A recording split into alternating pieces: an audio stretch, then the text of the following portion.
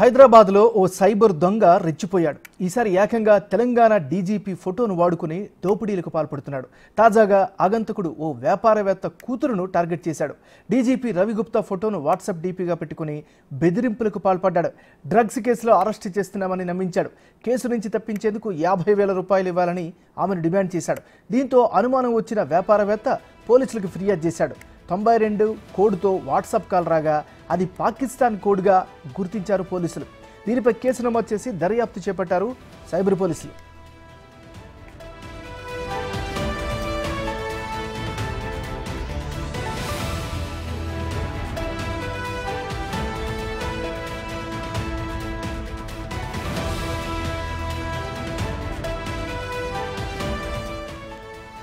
Bulletin మనం ఒక update చూస్తున్నాం. హైదరాబాద్లో ఓ సైబర్ దొంగ రెచ్చిపోయాడు.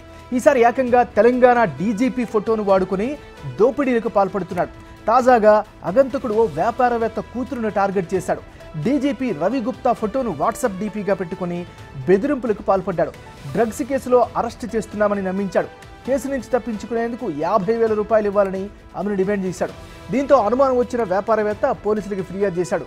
+92 కోడ్తో వాట్సాప్ కాల్ రాగా అది పాకిస్తాన్ కోడ్గా గుర్తించారు పోలీసులు. దీనిపై కేసు నమోదు చేసి దర్యాప్తు చేపట్టారు సైబర్ పోలీసులు.